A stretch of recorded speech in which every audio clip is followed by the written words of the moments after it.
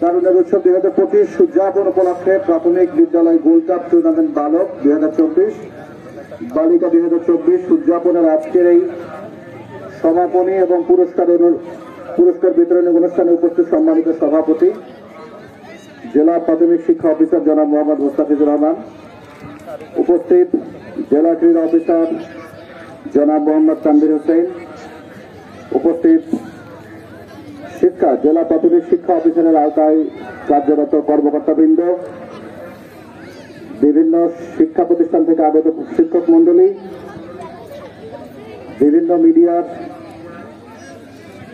কর্মীবৃন্দ, উপস্থিত কচিত আছে ভাই বোনেরা, আসসালামু আলাইকুম।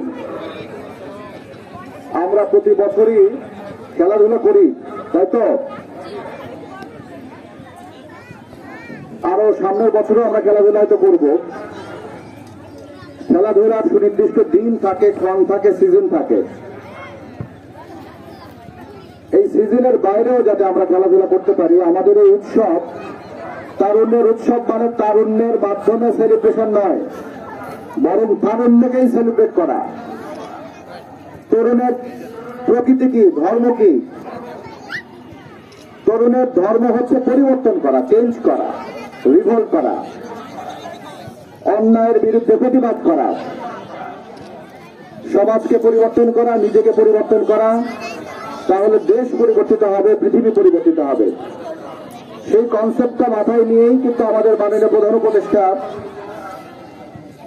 তারুণ্যকে উদযাপনের জন্য এই আয়োজনটা করেছেন। সুনির্দিষ্ট দিন বলা হচ্ছে 30 ডিসেম্বর থেকে 19 ফেব্রুয়ারি। প্রকৃত উদ্দেশ্যে সারাটা বছর ধরেই,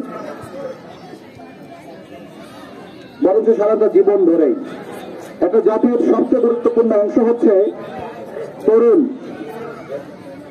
আমরা সৌভাগ্যক্রমে বাংলাদেশ গত 100 থেকে 150 বছরের মধ্যে সবচেয়ে বেশি তরুণ জনসংখ্যা সম্পূর্ণ এখন বাংলাদেশ। অ্যারাউন্ড 60% পপুলেশন হচ্ছে 15 থেকে 35 এই বয়সের, যেটা আমরা সবসময় বলে থাকি আমাদের ইকোনমিক্সের ভাষায় ডেমোগ্রাফিক ডিভিডেন্ড।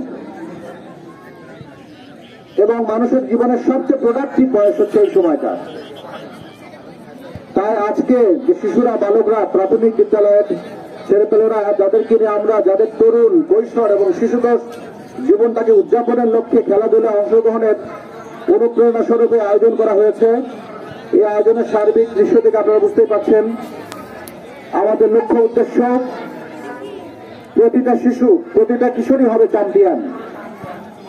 খেলার নিয়ম অনুযায়ী হয়তো একদল চ্যাম্পিয়ন হয়, আর একদল রানার্স আপ হয়, কিন্তু মনে রাখতে হবে